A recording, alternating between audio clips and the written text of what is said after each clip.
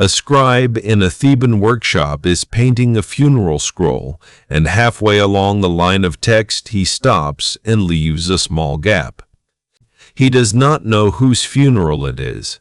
Nobody has bought this one yet. The gap is for a name that has not been sold. Months later, somebody does buy it, and a different hand, thinner, faster, less careful, comes back along the roll and fills the gaps in. In some places, that second hand misspells the name. In some places, it misses a gap entirely, and the space stays empty for 3,000 years. That scroll is now one of the most reproduced objects on Earth. You have seen pieces of it on book covers, on posters, in every documentary about Egypt. It sits in London. It is the single most famous copy of what English calls the Egyptian Book of the Dead. And it was sold half-finished, off a workshop shelf, to a customer whose name the shop then got wrong. Hold on to that, because almost everything the phrase Book of the Dead makes you picture is about to go. No Egyptian Bible, no fixed text, no sacred original.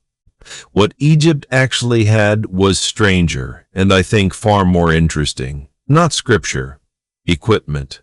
Bought, customized, priced, and packed into the coffin like a toolkit going into a grave. By the end of this, you will understand the most famous scene in Egyptian art, the scales, the feather, the crouching monster, and why it exists at all. It is not there to describe the afterlife. It is there to survive it. Start with the name, because the name is the first thing that is wrong. In 1842, a Prussian scholar named Karl Richard Lepsius published a funerary papyrus that had been sitting in a museum in Turin. He needed a title for the edition. He chose, in German, Todtenbuch, the Book of the Dead. It has been on every translation and museum caption since, and it translates nothing Egyptian. Notice what happened there. One manuscript received a title, and that title was then applied backwards across more than a millennium of unrelated rolls. Notice also which manuscript. The Turin roll belonged to a man called Euophank, and it is late, Ptolemaic, Egypt under Greek kings. Lepsius numbered its chapters, 1 through 165, and that numbering is still, today, the numbering everybody uses. So, when a museum caption points you at a spell number, it is pointing at a slot in a Ptolemaic scroll, the tidy late edition. The famous illustrated papyri are 1,000 years older than that scroll. We are indexing the New Kingdom with a Greek-era table of contents. Keep hold of that. Nearly everything you have been shown here reached you through 19th century publishing. The title, the numbers, and later the translation. None of the three are Egyptian. The recurring Egyptian phrase is closer to spells for coming forth by day, sometimes rendered as chapters of going out into the daylight. Coming forth by day. That is the entire ambition stated in the title. To be dead and still able to leave the tomb, take any shape you please, and return before dark. And that difference is not pedantry. It changes what kind of object we are holding. Roughly 190 of these spells are known today. No single manuscript contains them all. Not one. Not the longest, not the richest, not the ones painted with gold leaf. Almost every copy is a different mixture drawn from a common pool. Some owners appear to have chosen their own selection, spell by spell. The British Museum, which holds more of this material than anywhere else, puts it flatly. There was no one standard Book of the Dead. No two copies are identical. That is not a footnote. That is the defining fact of the whole corpus, and it follows from how these things were made. Because they were manufactured, in workshops, in advance of any particular death, by scribes and painters working in teams. And you can see the seams. A single roll often carries the hands of several different scribes and several different illustrators, literally pasted together. Some rolls have finished text and empty boxes where the pictures were never painted. That customer bought the cheaper package. And prefabricated rolls were written with gaps left open for the buyer's name, which brings us back to the scroll we opened with. The papyrus of a Theban scribe named Ani, made around 1250 before Christ. 24 meters of it. The most lavishly painted example anybody has. And look at where his name sits. Top of a column. Bottom of a column. Squeezed in a hand that is not the hand that wrote the rest of the manuscript. In places it is misspelt. In places whoever was filling the gaps simply skipped one, and the space was never filled at all. That is the Great Book of the Dead. A premium product bought off the shelf with the customer's name written in later, badly. And it was not cheap. A roll has been estimated at a D-bin of silver, perhaps half of what a laborer earned in a year.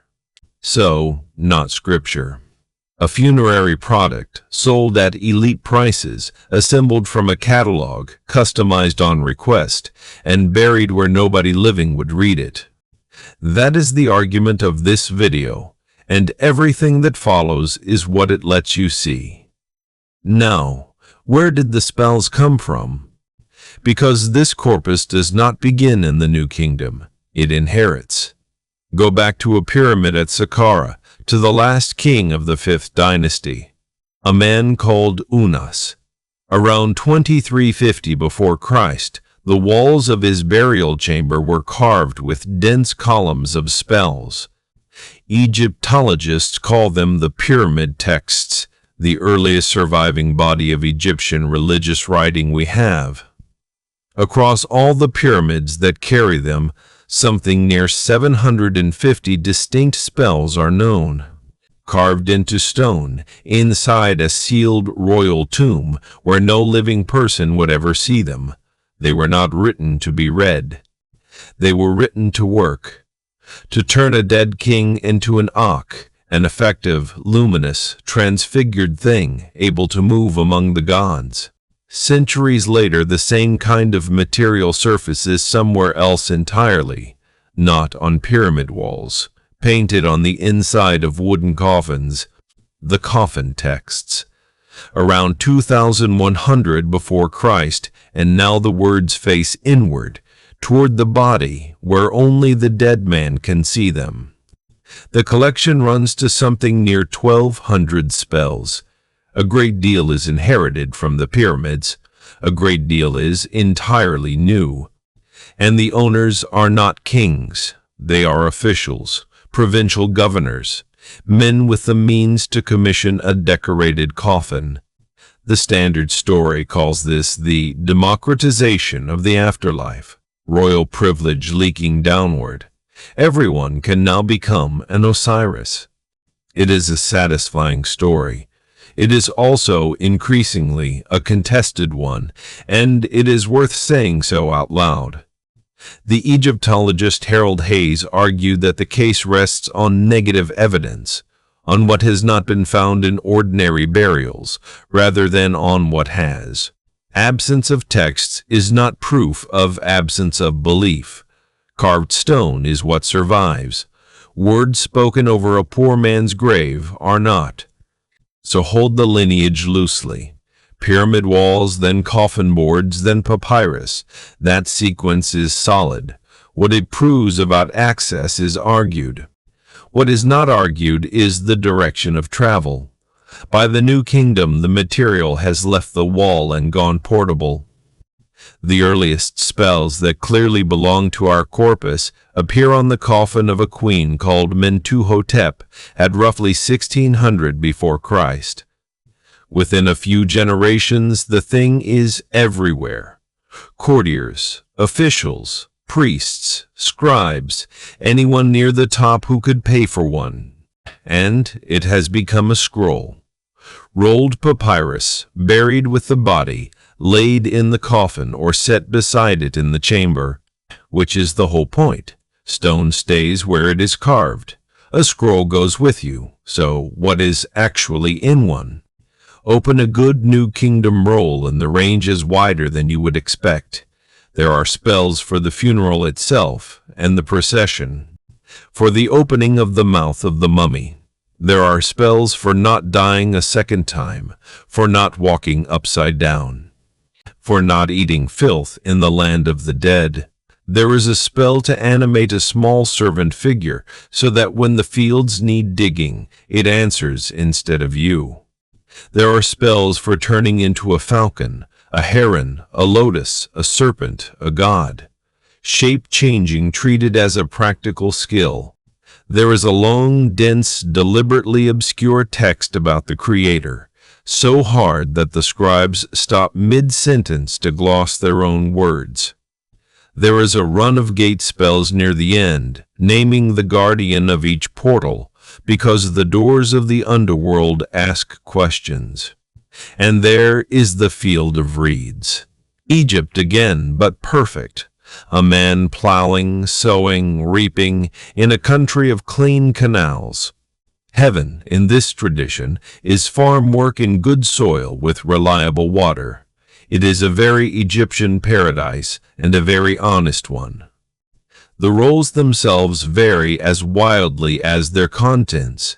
Some run barely a meter. The Greenfield papyrus, made for a priestess, runs to 37. Black ink for the body of the text. Red ink for the titles, the closing lines, and the instructions for performing the spell correctly. And red for the names of dangerous creatures. Red flags the hazard. A color-coded safety notice written for a reader who is dead. The spells did not stay on papyrus either. They were written on linen shrouds, painted on coffins, and cut into amulets wound inside the wrappings, which tells you exactly how Egypt used them.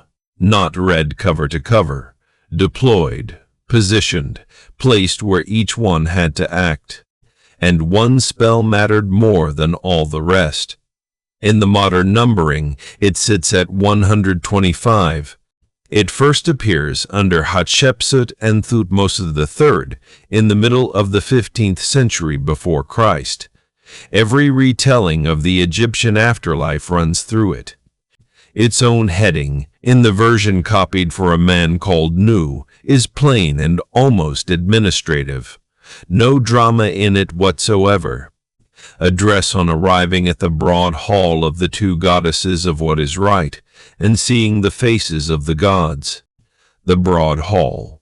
The two truths. This is a courtroom, and the dead man has just walked into it, alone. And here the corpus stops being a comfort and becomes a procedure. Because in this hall, the dead man does the talking. First he addresses Osiris. Lord of the hall, he says, I have come to see your beauty, and then the denials begin. I have not done falsehood. I have not robbed. I have not killed. I have not stolen the offerings of the gods. It is not a confession. It is the exact opposite of one. Egyptologists call it the Declaration of Innocence, and that is the better name. Nothing is being confessed here. Everything is being denied. Then comes the second half, which is the strange one. The dead man turns and faces a tribunal seated along the hall. 42 gods. Each one has a name. Each one has a hometown. And each one holds a single specific offense in his keeping. The dead man goes down the line one at a time, addressing each god by name and denying that god's particular charge. O far strider, who came forth from Heliopolis, I have not done wrong. O fire embracer out of Karaha, I have not robbed. On and on down the whole bench. It reads less like prayer than like a man reciting a checklist to a customs officer. And the offenses are not all grand. Deafness to truth, stopping a canal, snaring the birds of the gods, talking too much, losing your temper, being loud. Some scholars suspect the whole form is borrowed from real oaths sworn by living temple priests, because later temple oaths are built the same way, which would make the trial of the dead a copy of an earthly vetting procedure. Now the picture. This is the image you already know, even if you have never quite known what it was showing you. A balance stands in the middle of the hall. Two pans, a tall upright, a plumb line hanging down beside it. In one pan, an ostrich feather. Just a feather. It is the sign of maat, rightness, order, the way things are supposed to be. In the other pan, a heart, not a symbol of one. The organ itself deliberately left inside the body during embalming because it was needed here. The Egyptians did not think with the brain. Thought, memory, intention, appetite, character, all of it was understood to live in the heart. So this is not the weighing of a soul, it is the weighing of a record. The heart is the file, and the file is complete. At the balance stands Anubis, jackal-headed, black-skinned, in a plain linen kilt, steadying the cord and reading the plumb line. He is the technician, not the judge. His job is to make sure the instrument is honest. Beside him stands Thoth, ibis-headed, long curved beak, a scribe's palette in one hand and a reed pen in the other, writing the result down as it comes. The verdict is not announced, it is filed. There is a written record of your judgment, and a God whose whole function is to keep it. And crouched at the foot of the scales, waiting, is the one creature in Egyptian art assembled entirely out of threat. Ammit, the devourer, the head of a crocodile, the forequarters of a lion, the hindquarters of a hippopotamus. The three animals in Egypt that actually killed people welded into one animal. Whatever you can outrun, outfight, or outswim, she has the rest covered. She has no temple, no priesthood, no offerings. She is not worshipped because she is not the sort of God anybody approaches. She is a consequence, not a judge.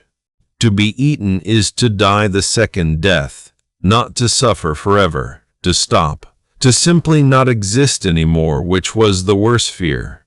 Which is why the pans matter so much. The heart set against the feather, and the reading you want is level. Balance. Not a heart lighter than air, a heart that exactly matches the weight of the way things ought to be. Pass, and Horus takes the dead man by the hand and presents him to Osiris, enthroned at the far end of the hall. Behind the throne, Isis and Nephthys. Before it, the four sons of Horus standing on a lotus, and the way out finally opens.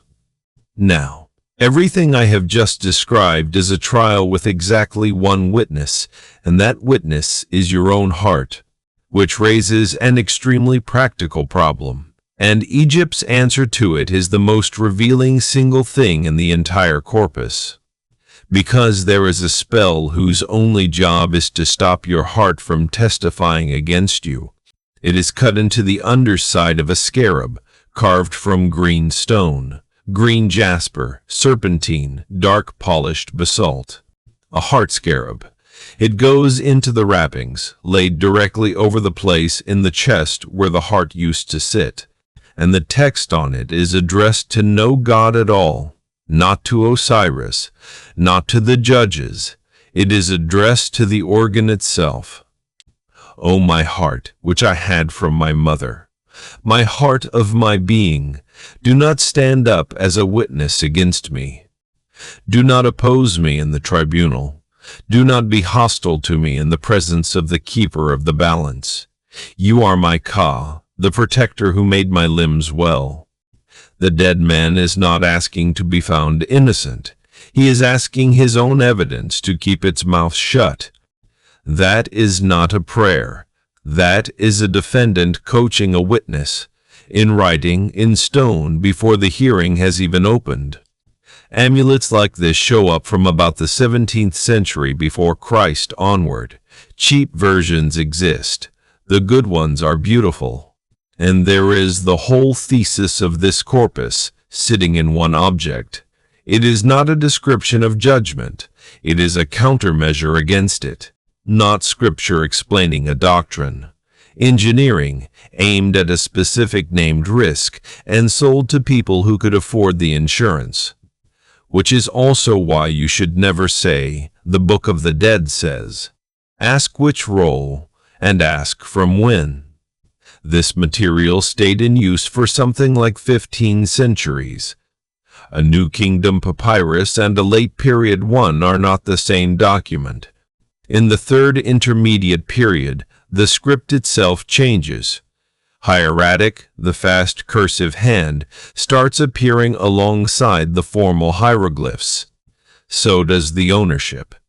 In the earlier period, roughly 10 copies belonged to men for every one that belonged to a woman. Later that ratio inverts, and women's copies outnumber men's 2 to 1. Whatever caused that, it is not a small change. Then, under the kings of the 25th and 26th dynasties, somebody finally does what everyone assumes was there from the beginning. The spells are revised, put into a fixed order, and numbered consistently. Egyptologists call the result the Siyate recension. A standard edition, arriving after the better part of 1,000 years of the thing existing perfectly well without one. And that late, tidy, ordered version is the one that reached European collections in bulk. It is the kind of scroll Lepsius edited. The corpus thins after that. Rolls get shorter and more abbreviated. New compositions take over, including the books of breathing. The last known use of our spells falls in the 1st century before Christ, and then, after all that time, it simply stops. Then, a long silence.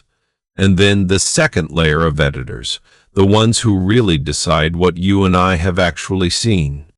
Lepsius gave the corpus its name and its numbers. The man who gave the English-speaking world its text was Ernest Wallace Budge. In 1888, Budge acquired Ani's papyrus at Luxor in circumstances that the British Museum's own account does not flatter. Antiquities were under police seal. Locals tunneled under a wall. The scroll came out, went to London in tin boxes, and Budge was paid a gratuity. Before shipping it, he cut the roll into 37 separate sheets for convenience. Then he published a translation of it. That translation is still the one most people read, for one reason only: it is old enough to be free. It is also, by modern standards, wrong in places. Nearly every free online Book of the Dead is that text. Every quotation card, every occult website, every dramatic reading on the internet. So when you are told what the Egyptian Book of the Dead says, this is the chain it came down to you along. A Ptolemaic scroll supplying the numbers, a German title from the 1840s, a Victorian translation kept alive by expired copyright, none of which is a reason to be less interested. It is a reason to go and look at the actual objects instead. Because around 3,000 witnesses to this material have now been catalogued, and they do not agree with one another. That disagreement is not the corruption of a lost original. There was no original. The disagreement is what the thing actually is. Each roll is a specific commission, by a specific person, who chose what they thought they would need on the far side. Ani wanted these spells. Hunefer, a steward of Seti I, wanted a slightly different set. A priestess wanted 37 meters of them. They are not copies of a faith. They are individual answers to a single question, asked over and over for 15 centuries. And the question was never what happens when I die.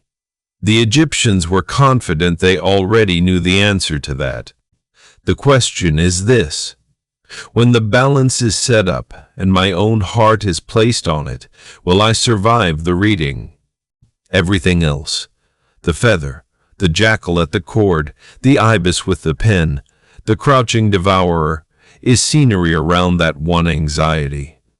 A civilization that built the most confident tombs in human history also quietly laid a green stone in the chest of its dead, asking the heart please to say nothing.